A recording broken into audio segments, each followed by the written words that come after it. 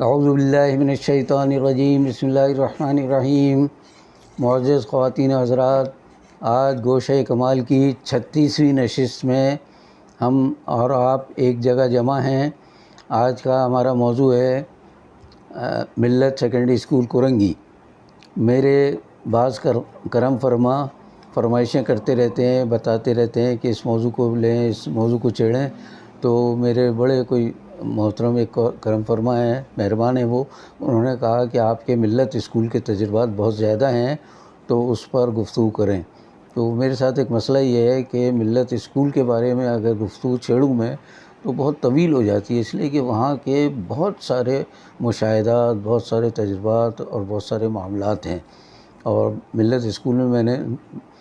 10 سال تو ملازمت کی، لیکن کورنگی میں 16 یا 17 سال میں رہا، تو اس کی وجہ سے وہاں بہت کچھ دیکھا، بہت کچھ سنا،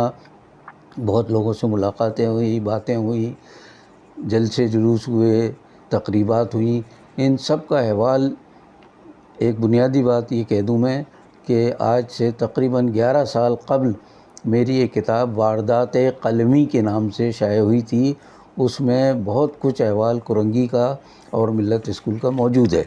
لیکن چونکہ 11 سال میں ایک اور نسل جوان ہوئی ہے، یا اس زمانے میں لوگوں نے اگر وہ کتاب نہیں پڑھی یا نہیں معلوم، تو ان کے لیے میں اب گفتگو کا یہ جو سلسلہ شروع کیا ہے، تو اب کورنگی کے اور ملت اسکول کے حالات کوشش کروں گا کہ سمیٹ لوں مختصر طور پر۔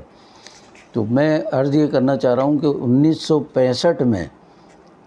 میں نے ایم اے فلسفے کا امتحان حیدرآباد کی سندھ یونیورسٹی سے دیا تھا۔ وہاں سے 1 اگست 1965 کو میں کراچی آیا۔ ذہن میں بڑے منصوبے تھے کہ فلسفے میں ایم اے کیا ہے تو فلسفے کی کتابوں کو اردو میں منتقل کروں گا تاکہ لوگوں میں علم و اخلاق پیدا ہو، معلومات حاصل کرنے میں دلچسپی لیں وہ، اور اسی طرح بہت سے فلسفے کو چونکہ تمام علوم کی ماں کہا جاتا ہے، اس لیے اگر فلسفے کو عام کیا جائے تو ہمارے معاشرے میں بہت سی خرابیاں دور ہو کر اور اچھائیاں پیدا ہو سکتی ہیں۔ لیکن چونکہ فلسفے کے علم کو اب کوئی اہمیت ہی حاصل نہیں رہی، اس لیے لوگ ادھر توجہ بھی نہیں دیتے۔ طالب علموں میں اس قدر اس سے عدم دلچسپی ہے کہ ہمارے بعض اساتذہ کرام یونیورسٹی کے وہ کہتے تھے بھئی فلسفے کے طالب علم نہیں آ رہے ہیں، آپ اپنے ساتھیوں کو راغب کریں، ان کو بھیجیں، ورنہ یہ شعبہ بند ہو جائے گا۔ تو حقیقت یہ ممکن ہے بعض جامعات یا یونیورسٹیز میں یہ بند بھی ہو چکا ہو فلسفے کا شوق۔ بہرحال میرا پروگرام یہ تھا کہ میں کراچی جاؤں گا تو وہاں جا کر فلسفے کی بہت سی اہم چیزوں کو عوام کے سامنے لاؤں گا۔ لوگ اس سے خوفزدہ رہتے ہیں کہ پتہ نہیں کیا بلا ہے فلسفہ، کوئی بلا نہیں ہے، اس کو اگر آسان زبان میں پیش کیا جائے تو اس قدر دلچسپ موضوع ہے یہ، ایک بار اگر اس کو شروع کر دے کوئی تو اس کا چھوڑنا بڑا مشکل ہوگا۔ بہرحال اب بات یہ کہہ رہا ہوں میں کہ میں جب 1 اگست 1965 کو حیدرآباد سے کراچی پہنچا، کورنگی میں رہائش تھی اس زمانے میں ہماری، تو شام کو احباب کی نشست ہوئی، تو انہوں نے کہا کہ بھائی ہم نے ملت سیکنڈری اسکول کھول دیا ہے کورنگی نمبر 2 پر، اور آپ کو ذہن میں رکھ کر کھولا ہے کہ آپ وہاں سے آئیں گے تو اس کے پرنسپل ہوں گے اور قومی خدمت کا کام یہ انجام دیں گے۔ وجہ کیا تھی؟ اس زمانے میں 1965 کی بات کر رہا ہوں، اسکولوں میں داخلوں کا بہت برا حال تھا۔ 6ٹھی کلاس سے شروع ہوتے ہیں سیکنڈری اسکول، تو داخلے ابتدائی طور پر وہیں سے ہوتے ہیں۔ 6ٹھی کلاس میں اس قدر رش تھا داخلوں کا، اور کلاسیں تھیں بہت کم۔ اب لوگ پریشان مارے پھر رہے ہیں، داخلے نہیں مل رہے ہیں۔ بچے جو پرائمری سے پاس ہوئے ہیں 5ویں کلاس سے، اب 6ٹھی کلاس میں کہاں جائیں؟ گورنمنٹ کے پاس جتنی گنجائش تھی، جتنی کلاسیں وہ کھول سکتی تھی انہوں نے کھول دی، اس کے بعد ہاتھ اٹھا لیے انہوں نے کہ بھئی ہمارے بس کا نہیں ہے۔ تو ہمارے بزرگ ساتھیوں میں سے ایک نے اپنے ساتھیوں کے ساتھ مل کر ڈائریکٹر آف ایجوکیشن سے ملاقات کی اور کہا صاحب آپ دیکھ رہے کتنا برا حال ہے اور اساتذہ کیوں نہیں بھیجتے؟ کہہ لیں جی ہمارے پاس تو فنڈز نہیں ہیں، گورنمنٹ کے مخصوص فنڈز ہوتے ہیں وہ ختم ہو گئے، ہم مزید اساتذہ رکھ نہیں سکتے۔ انہوں نے کہا اچھا آپ ایسا کریں، چند اساتذہ کی سال بھر کی تنخواہ ہم دوست مل کر دیتے ہیں، ہمارے اس فنڈ سے آپ اسکولوں میں اساتذہ بھیج دیجیے۔ تو بڑے ناراض ہوئے کہ گورنمنٹ کے کام ایسے تھوڑے چلتے ہیں بھائی عوام کے چندے سے۔ گورنمنٹ کے پاس جب فنڈ ہوگا تب اساتذہ آئیں گے، ہم یہ رسک نہیں لے سکتے اور ہماری اوپر پہ پکڑ ہو جائے گی، گرفت ہو جائے گی۔ چنانچہ انہوں نے انکار کر دیا۔ اس زمانے میں کورنگی نمبر 2 پر ایک بڑی اسکول کی بلڈنگ تھی، وہاں سے وہ اسکول جو ہے منتقل ہوا کسی دوسری بلڈنگ میں، 4 نمبر کورنگی پر بہت بڑی بلڈنگ تھی، وہاں منتقل ہو گیا۔ یہ بلڈنگ تقریباً سال 1.5 سال سے خالی پڑی ہوئی تھی اور اس میں گائے، بھینسیں، کتے، بلیاں لوٹتے تھے میدان میں، کمروں کا بھی بہت برا حال تھا، بہت بری حالت میں یہ بلڈنگ تھی۔ تو ان لوگوں نے جو رضاکار تھے، جو پریشان تھے بچوں کے داخلوں سے، تو انہوں نے سوچا کہ کیوں نہ اس اسکول کو صاف ستھرا کر کے وہاں کلاسیں کھول دی جائیں، گورنمنٹ کی ہم مدد کریں گے، ٹیچرز ہمارے ہوں گے، سرکاری جو فیس ہے کلاسوں کی اس سے زیادہ ہم فیس بھی نہیں لیں گے۔ تو خدمت کا ایک بڑا جذبہ، بڑا خیال ان کے دل میں آیا، انہوں نے اس اسکول کی بلڈنگ پر قبضہ کر کے اور وہاں اسکول کھول دیا باقاعدہ۔ تو یہ میرے 1 اگست کو پہنچنے سے 8-10 دن پہلے وہ اسکول کھول چکے تھے۔ داخلے شروع ہو گئے، ایک دم 6ٹھی کلاس میں داخلے دوسری جگہ نہیں ہو رہے تھے، تو لڑکیوں کا الگ الگ اسکول کھولا انہوں نے اور اچھے خاصے داخلے شروع ہو گئے۔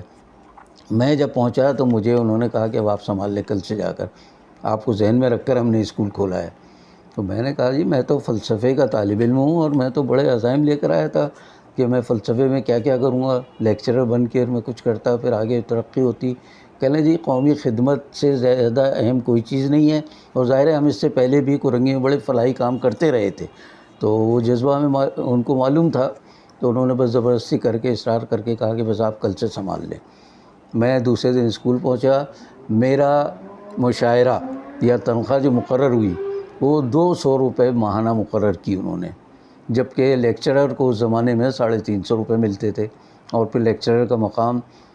اسکول کے پرائمری اور سیکنڈری اسکول کے اساتذہ کو تو ہمارے معاشرے میں اہمیت ہی حاصل نہیں ہے۔ لیکچرر اگر ہے کالج کا، یونیورسٹی کا، تو وہ بڑی چیز ہے، چاہے وہ کالج میں پڑھائی بھی نہیں یا کچھ بھی نہ کرے، لیکن اساتذہ کو، آپ کو ایک بات بتاؤں، افلاطون جو بہت بڑا فلسفی آج سے تقریباً 2,500-3 ہزار سال پہلے گزرا ہے، اس نے یہ فارمولہ پیش کیا تھا، تعلیم کا نظریہ پیش کیا تھا کہ پرائمری اور نرسری اسکول کے اساتذہ بہت اعلیٰ تعلیم یافتہ ہونے چاہیے اور ان کو بہت زیادہ تنخواہیں ملنی چاہیے، اس لیے کہ کونپل جب اگتی ہے، پودا جب ابتدا میں اگنا شروع ہوتا ہے تو اس وقت اس کو زیادہ توجہ کی ضرورت ہوتی ہے، پھر جب بڑھ کے پودا بن جائے اور اس کے بعد وہ درخت بن جائے تو اس کے بعد اتنی ضرورت نہیں ہوتی۔ ہماری ساری توجہ یونیورسٹیوں پر ہوتی ہے کہ یونیورسٹی میں ایک سے قابل اساتذہ ہوں، بہت تنخواہیں دیں، اور یونیورسٹیوں کا حال جا کے دیکھ لیجئے کہ کئی دن تک تو بعض اوقات آتے نہیں ہیں اساتذہ، اور جو پڑھاتے ہیں وہ بھی معلوم ہے، اور ان کے اپنے علم میں جو خوبیاں ہیں، اگر سقراط آج زندہ ہوتا تو شاید وہ خودکشی کر لیتا، اس لیے کہ جو جس علم کا ماہر کہتا ہے اپنے آپ کو، اس کو اس علم کے بارے میں سرے سے کچھ نہیں معلوم ہوتا۔ سقراط یہ کہا کرتا تھا کہ بھائی آپ دعویٰ کرتے ہو کہ میں فلاں علم کا ماہر ہوں اور آپ کو کچھ نہیں آتا،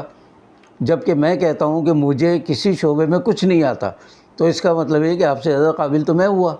میرا علم زیادہ ہے نا کہ مجھے اپنے بارے میں معلوم ہے کہ میں جاہل ہوں، مجھے کچھ نہیں آتا، اور آپ کو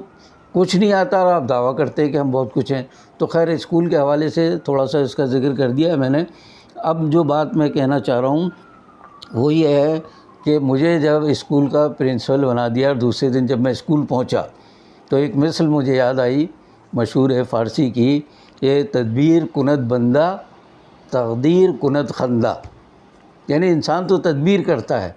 لیکن جس نے اس کی تقدیر بنائی ہے وہ ہنستا ہے کہ کر لو تم کیا کرتے ہو اپنی تدبیر لڑا کر۔ میں تدبیر یہ لے کر آیا تھا کہ فلسفے میں ایم اے ہوں، اس لیے میں لیکچرر بنوں گا کالج میں، یونیورسٹی میں، لیکن میری تقدیر بنانے والا میری اس تدبیر پر ہنس رہا تھا۔ اب میں یہ بتاؤں آپ کو بڑی دلچسپ بات کہ تقدیر کند تو خندہ تھا ہی، یعنی وہ تو ہنس ہی رہا تھا، لیکن یہ بندہ بھی خندہ تھا، میں خود اپنے آپ پر ہنس رہا تھا کہ اللہ کے بندو، میں 21 سال کا لڑکا ہوں، نوجوان بھی نہیں کہہ سکتا میں، اور قد کاٹ بھی چھوٹا ہے، چہرے سے بھی بھولا سا لڑکا لگتا ہوں، اور مجھے اٹھا کے انہوں نے پرنسپل بنا دیا۔ پرنسپل کا مطلب یہ تھا کہ بوائز اسکول کا الگ ہیڈ ماسٹر تھا اور گرلز اسکول کی الگ ہیڈ مسٹریس تھی، میں ان دونوں کا نگراں تھا، اس لیے مجھے اسے پرنسپل کہا گیا۔ اب جو بات میں بتانا چاہ رہا ہوں کہ میں خود ہنستا رہا، اللہ تو ہنستا ہی ہوگا مجھے اس سیٹ پر بٹھا کر۔ میں یہ ہنستا تھا کہ ایک چھوٹا سا لڑکا اتنی بڑی میز کے پیچھے بیٹھ کر اور پرنسپل کے فرائض انجام دے رہا ہے، جبکہ کسی اینگل سے وہ نہیں لگتا پرنسپل۔ تو میں اپنے آپ پر ہنستا تھا۔ یقین کریں میں اکیلا بیٹھا ہوتا مجھے ہنسی آتی تھی کہ اللہ مجھے کس مقام پہ بٹھایا ہے۔ اچھا، اس کے بعد کورنگی 3 نمبر پہ ہم رہتے تھے، 2 نمبر پہ اسکول تھا، تو ظاہر ہے پیدل آنا جانا تھا، تو 2 سے 3 نمبر آتے جاتے میں جس گلی محلے سے گزرتا تھا، یقین کریں خواتین، مرد، عورتیں، لڑکے، لڑکیاں اشارے کنائے کرتے تھے، یہ دیکھو ملت اسکول کا پرنسپل جا رہا ہے، دیکھو کیسا لڑکا سا ہے، یہ پرنسپل ہے، بتائیے اتنے ہزاروں لڑکوں کو ہی سنبھالے گا یہ۔ تو وہ ان کی ان ہنسی اور سرگوشیوں میں میں کہہ سکتا ہوں کہ کہیں تحسین و ستائش ہوتی تھی، تو کہیں رشک و حسد کا جذبہ بھی ہوتا تھا، اور کہیں تضحیک و استہزاء یعنی مذاق اڑانے کا انداز بھی تھا۔ لیکن ان سب مذاق کو، تضحیک و استہزاء کو سہنا میرے لیے اس لیے ضروری تھا کہ احباب نے مجھ پر ذمہ داری ڈال دی کہ نہیں یہ کام تو کرنا ہی ہے۔ تعلیم میں ہزاروں کورنگی کے جو لڑکے ہیں، بچے بچیاں، وہ کہاں جائیں گے؟ یہ تعلیم حاصل کر لیں گے تو آئندہ نسلیں جو ان کی آئیں گی وہ دعائیں دیں گی کہ کچھ لوگوں نے اتنے کم پیسوں میں گورنمنٹ کی خدمات انجام دی۔ اب ایک بات اور بتا دوں میں آپ کو کہ چونکہ گورنمنٹ کی سرکاری عمارت پر قبضہ کر کے اسکول قائم کیا گیا تھا، تو دن رات دھڑکا لگا رہتا تھا کہ معین کمالی نامی پرنسپل کو پولیس آ کر اٹھا کر لے جائے گی کسی دن، کہ اچھا ناجائز طور پر آپ نے قبضہ کر کے اسکول کھول رکھا ہے۔ تو کئی روز تک اس خوف میں مبتلا رہتا تھا کہ کسی وقت بھی آگے۔ لیکن چونکہ عوامی خدمت کے کام ہم نے بہت کیے تھے کورنگی میں، تو اس لیے پولیس کو بھی ہمت نہیں ہوئی کہ ملت اسکول کے پرنسپل کو اٹھا کے لے جائے۔ اللہ کا شکر ہے کہ میں گرفتار ہونے سے بچا رہا اس عرصے میں اور خدمت کرتا رہا، اور جب تک یہ قومی ملکیت میں نہیں لے لیے گئے ادارے، میں نجی اسکول میں بہت کم تنخواہ پہ تعلیم کی سرگرمیوں میں حصہ لیتا رہا۔ پھر جب سرکاری ملکیت میں آ گئے تو پھر مجبوراً میں چلا گیا سرکاری ملازمت میں، جبکہ مجھے سرکاری ملازمت دیانتداری سے کہہ رہا ہوں کہ مجھے کبھی پسند نہیں رہی، میں ہمیشہ آزاد رہ کر کام کرنا چاہتا تھا۔ بہرحال مجبوری میں یہ سارا کام کیا۔ تو ہمارا جو گروپ چونکہ بہت فعال تھا اس لیے گرفتاری سے بچے اور بڑے سکون کے ساتھ ہم کام کرتے رہے۔ یہ اور بات ہے کہ اسکول کو ریکگنائز کرنا جسے کہتے ہیں منظور نہیں کیا تھا محکمہ تعلیم نے، تو ہم پھر پرائیویٹ طور پر بچوں کو میٹرک کے امتحان دلواتے تھے اور اس طرح میٹرک پاس کرتے تھے۔ لیکن ان میٹرک پاس طلباء میں ایک سے ایک بڑھ کے آگے نکلے بہت سے لوگ، غریب آبادی سے ان کا کسی کا اکاؤنٹنٹ بن جانا، کسی کا کسی بڑے شعبے میں جا کر کچھ اور کر لینا اور اپنا نام پیدا کرنا، پیسے کمانا، یہ ایک بہت بڑا ہمارے لیے سمجھ لیں شاید آخرت کا توشہ ممکن ہے ثابت ہو، اللہ اگر قبول کر لے تو۔ ایک واقعہ صرف یہاں بتا کر اس زمانے کا، پھر باقی آئندہ نشستوں کے لیے میں رکھوں گا، اور وہ واقعہ یہ ہے کہ اگست میں ہم نے اسکول شروع کیا اور 6 ستمبر کو پاک و ہند جنگ شروع ہو گئی، ہندوستان اور پاکستان کی جنگ شروع ہو گئی جو 6 ستمبر کو شروع ہوئی تھی۔ اس جنگ میں پہلی بڑی جنگ تھی دونوں ملکوں کی، راتوں کو طیارے، ان کی گھن گرج، شور اور آگ کے شعلے بلند ہوتے ہوئے نظر آتے تھے، یہ سارے مناظر ہم دیکھتے تھے۔ تو اسی دوران ملت اسکول بند تھا دوسرے اسکولوں کی طرح، اسکول کی کھڑکیوں پر شیشے لگے ہوئے تھے، تو رات کو کبھی وہ شعلے ہوتے تھے آگ کے تو وہ اس میں سے جھلکتے تھے، شیشے میں سے، کھڑکیوں کے جو شیشے تھے اس میں جھلکتے تھے۔ تو جناب، اور رات کو ایک چوکیدار ہوتا تھا ہمارے پاس، لال محمد نام تھا اس کا، تو وہ اس کو ایک بار پکڑ کے لے گئے سول ڈیفنس والے کہ جی تم جو ہے رات کو بھارت کے طیاروں کو روشنی دکھاتے ہو، راستہ دکھاتے ہو کہ یہاں کرو حملہ۔ پکڑ کے لے گئے سول ڈیفنس کے دفتر میں، مجھے معلوم ہوا، میں بھاگا گیا فوراً، میں جا کے کہا، اس کو ایسے مار پٹائی کر رہے تھے اس کے ساتھ، میں نے کہا بند کرو، یہ کیا کر رہے ہیں آپ لوگ؟ تو کہہ لیں جی یہ بھارت کا جاسوس ہے۔ میں نے کہا آپ کو کیسے معلوم ہوا کہ بھارت کا جاسوس ہے؟ کہہ لگے اسکول کے سامنے جو بڑی مسجد ہے اس کے امام صاحب نے شکایت کی تھی کہ یہ جاسوس ہے بھارت کا اور یہ رات کو لائٹ دکھاتا ہے بھارتی طیاروں کو۔ میں نے کہا اللہ امام صاحب کا بھلا کرے، ہمارے ان اماموں نے بہت کچھ اس طرح کے معاملات شہریوں کے درمیان یا لوگوں کے اپنے معتقدین کے درمیان پھیلا کر بہت بعض اوقات خرابیاں پیدا کی ہیں۔ تو میں نے کہا بھائی بات سن لیں، میں اس اسکول کا پرنسپل ہوں، اور یہ جو لال بخش ہے جس کو آپ پکڑ کر لے کر آئے ہیں، یہ آپ کو معلوم نہیں ہے، شریف آدمی تو ہے ہی اپنی جگہ، لیکن گورنر ہاؤس کا ملازم ہے۔ یہ دن میں گورنر ہاؤس میں کام کرتا ہے اور رات کو، چونکہ غریب لوگ ہیں، ایک تنخواہ سے کام نہیں ہوتا، تو رات کو ہمارے یہاں کام کرتا ہے۔ تو میں نے پھر لال محمد سے کہا بھائی تمہارے پاس شناختی کارڈ ہے گورنر ہاؤس کا؟ تو کارڈ ہوتے تھے دفتروں کے زمانے میں، یہ کارڈ جو نیشنل آئیڈینٹی کارڈ جو کہلاتے ہیں، قومی شناختی کارڈ، یہ تو بعد میں بنے، 1974 میں شروع ہوئے تھے۔ اس وقت وہ دفتر کا کارڈ تو اس کی جیب میں اتفاق سے نکل آیا، میں نے دکھایا، میں نے دیکھے گورنر ہاؤس میں کوئی بھارت کے جاسوس کو رکھ سکتا ہے کیا؟ تو بہت شرمندہ ہوئے اور مولوی صاحب کو بھی کچھ برا بھلا کہنے لگے۔ میں نے کہا چھوڑیں مولوی لوگوں کی باتیں، تو لیکن یہ کہ وہ کتنے محب وطن تھے یا کتنے شرپسند تھے مجھے نہیں معلوم، لیکن بہرحال اللہ نے اس کو نجات دی لال محمد کو پٹائی سے، اور اس کو میں نے گھر بھیجا اور پھر خود بھی گھر آ گیا۔ تو اب کہنے کا مقصد آخر میں یہ ہے کہ ملت اسکول ہو یا کورنگی، یہ بڑا طویل موضوع ہے میرے لیے، اور چونکہ میں نے 16 سال 17 سال وہاں بہت کام کیا ہے، بہت خدمات انجام دی ہیں،